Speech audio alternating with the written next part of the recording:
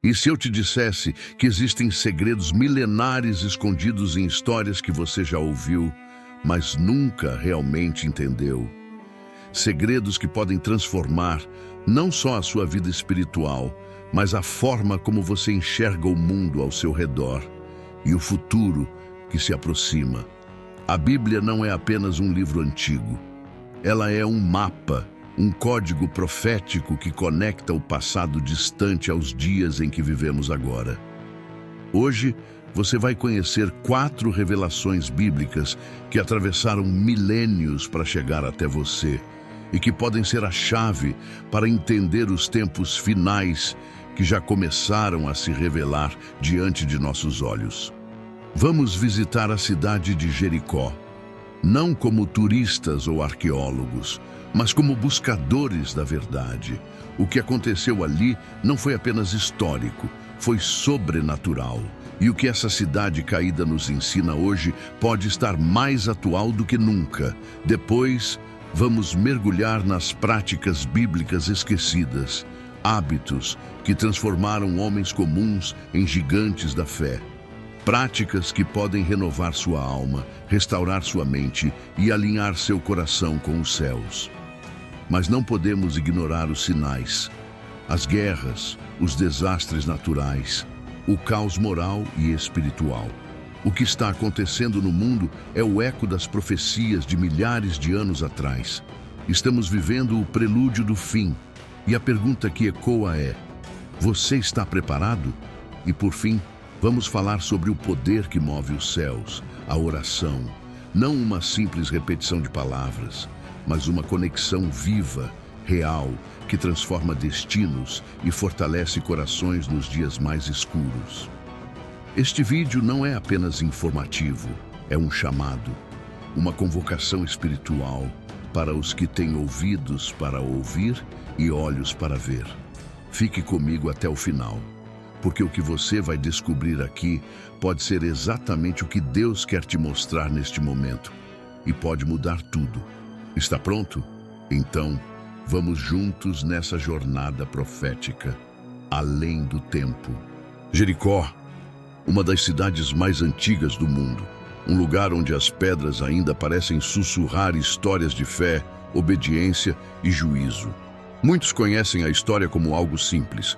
Josué e o povo de Israel marchando ao redor da cidade, as muralhas caindo. Mas o que poucos sabem é que Jericó esconde segredos espirituais muito mais profundos do que aparenta. A cidade era uma fortaleza praticamente impenetrável. Sua estrutura simbolizava o poder humano, a arrogância dos reinos terrenos diante da soberania de Deus. E foi exatamente ali que Deus escolheu demonstrar algo grandioso, que a verdadeira vitória não vem da espada, mas da obediência. Deus deu instruções estranhas a Josué. Marchar em silêncio ao redor da cidade por 7 dias. Nenhuma estratégia militar, nenhuma invasão. Apenas silêncio e fé. A cada passo, o povo carregava consigo a Arca da Aliança, símbolo da presença de Deus. E no 7º dia, ao som das trombetas e do grito do povo, as muralhas ruíram. Não por força humana, mas por intervenção divina. Então disse o Senhor a Josué: eis que entreguei na tua mão a Jericó. Essa história, além de histórica e milagrosa, traz um alerta para nós hoje. Quantas Jericós temos diante de nós? Quantas fortalezas espirituais parecem intransponíveis? Problemas que parecem não ter solução. Corações endurecidos. Lutas internas que você carrega em silêncio. Jericó representa aquilo que parece impossível, mas que Deus pode derrubar com um simples sopro da sua vontade. E mais. Jericó é também um símbolo profético. Antes da conquista da Terra Prometida, Jericó precisava cair. Da mesma forma, antes do reino de Deus se manifestar plenamente, muitas estruturas deste mundo precisarão ruir. Sistemas de corrupção, falsas religiões, fortalezas de orgulho humano. As muralhas de Jericó caíram porque o povo confiou, mesmo sem entender o plano.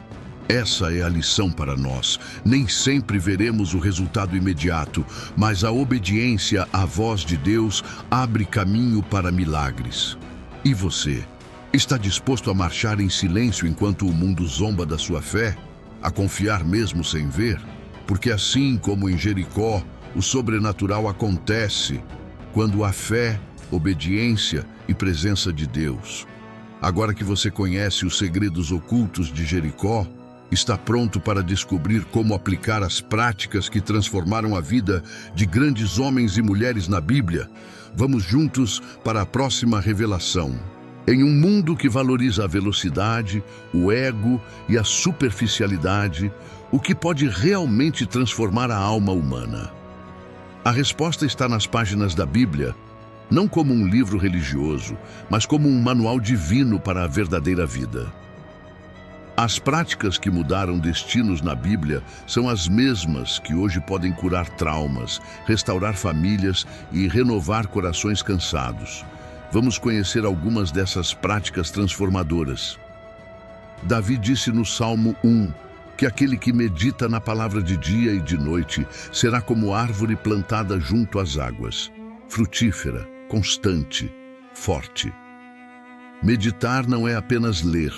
É permitir que a palavra penetre no coração, que ela molde pensamentos e atitudes. Quanto tempo você tem reservado para deixar Deus falar com você por meio da sua palavra?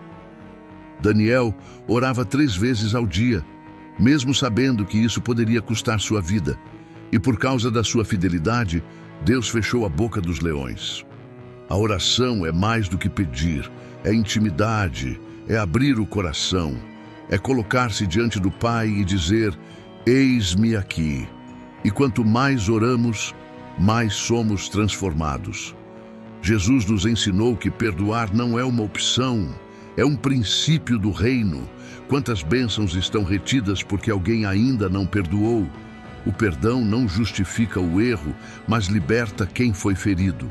Quando você perdoa, você quebra correntes invisíveis que impedem sua alma de avançar. A Bíblia diz que há maior alegria em dar do que em receber. E isso não é só sobre dinheiro, é sobre tempo, carinho, atenção, escuta. Quando servimos aos outros, nos tornamos semelhantes a Cristo. Foi assim com Dorcas, com Barnabé, com tantos homens e mulheres que marcaram a história com sua generosidade silenciosa. O jejum é uma arma espiritual poderosa. Ele enfraquece a carne e fortalece o espírito. Jesus mesmo disse, certas coisas só saem com jejum e oração. É uma prática que traz clareza, renovo e autoridade espiritual. Mas precisa ser feito com propósito, com direção. Essas práticas não são rituais, são chaves. Chaves que abrem portas espirituais, que nos alinham com o céu, que nos mantém firmes quando tudo ao redor parece desmoronar. Você não precisa mudar tudo de uma vez, mas comece. Escolha uma dessas práticas e aplique com sinceridade. Você verá, Deus honra cada passo de fé. Agora que conhecemos práticas transformadoras da Bíblia, precisamos falar sobre algo ainda mais urgente. Os sinais do fim estão se intensificando. E o que você vai ver a seguir pode mudar a forma como você enxerga os próximos meses, talvez até os próximos dias. Vamos juntos descobrir como se preparar, de forma prática e espiritual, para o fim dos tempos. Os sinais estão aí, e não é mais possível ignorá-los. Guerras se multiplicam, nações se levantam contra nações, terremotos devastam cidades, doenças surgem como pragas modernas, e talvez o mais alarmante, a frieza espiritual se alastra como uma sombra sobre a humanidade. Muitos perguntam, será que estamos mesmo no fim dos tempos? A resposta está diante de nossos olhos. E nas palavras de Jesus, registradas em Mateus 24, haverá sinais no céu, pestes, traições. O amor de muitos se esfriará, mas aquele que perseverar até o fim será salvo. A primeira preparação não é física, é espiritual. Em tempos de crise, Apenas quem está firmado em Cristo resistirá. Ore como nunca orou. Leia a palavra como quem busca alimento. Desenvolva comunhão com o Espírito Santo. Seus olhos precisam estar abertos espiritualmente. Você precisa discernir os tempos, e isso só acontece quando a sua conexão com Deus é real. O inimigo tenta isolar, mas os filhos de Deus foram feitos para caminhar em unidade. Se você ainda não faz parte de uma comunidade de fé, é hora de buscar uma. A Bíblia diz que nos últimos dias muitos abandonariam a fé, mas também afirma que haveria um remanescente fiel, forte, cheio do Espírito. A pergunta é: de qual grupo você vai fazer parte? Não dá mais para brincar com o pecado. Não dá mais para viver com um pé no mundo e outro na fé. A santidade não é perfeição, é separação. É decidir todos os dias não se contaminar com aquilo que destrói a alma. Além do preparo espiritual, é sábio ter preparação prática, alimentos, recursos, um plano familiar. Não por medo, mas por prudência. José no Egito foi instruído por Deus a se preparar para 7 anos de escassez. E por causa disso, salvou nações. O mesmo Deus que avisa, também direciona. Se você está vivo agora, não é por acaso. Deus escolheu você para fazer parte dessa geração final. Há dons em você que precisam ser ativados. Há pessoas esperando ouvir a verdade através da sua vida. É hora de despertar. É hora de cumprir o chamado. A preparação para o fim não é sobre esconder-se. É sobre brilhar como luz em meio à escuridão. Jesus está voltando. E os sinais são apenas o começo. Que tipo de servo ele encontrará quando retornar? Apático ou cheio de fé e fogo? Na próxima parte, vamos explorar o poder da oração e por que ela é a chave para permanecer firme nos dias que virão. Você vai entender como a oração pode mudar destinos, inclusive o seu. Se existe algo que conecta o céu à terra, algo que transcende tempo, espaço e circunstância, esse algo é a oração.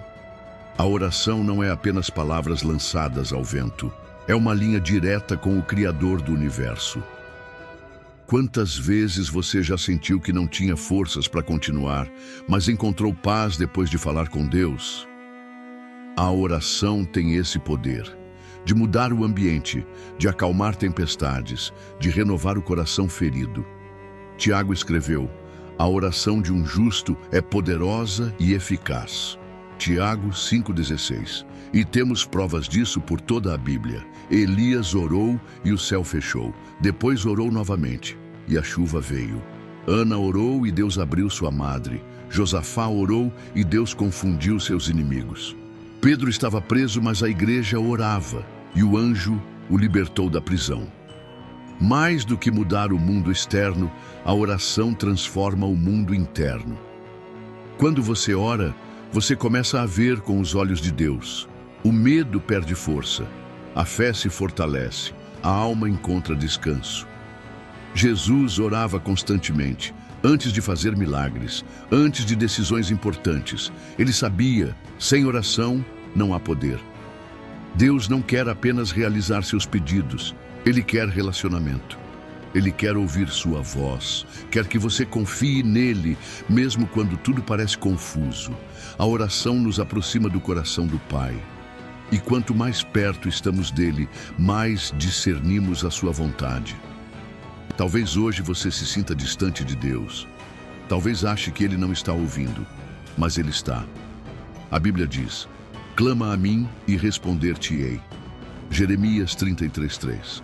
Não importa o quão longe você foi, basta um sussurro sincero e Ele te escuta. Hoje, eu quero te convidar a fazer da oração um hábito diário. Separe 10 minutos, apenas 10. Fale com Deus. Leia um salmo, ou apenas fique em silêncio diante dele. Você vai perceber que algo vai mudar, porque Deus nunca despreza um coração quebrantado. E se tudo o que vimos até aqui, os sinais, as práticas, a preparação, tiver um propósito maior? E se for Deus nos chamando de volta para Ele?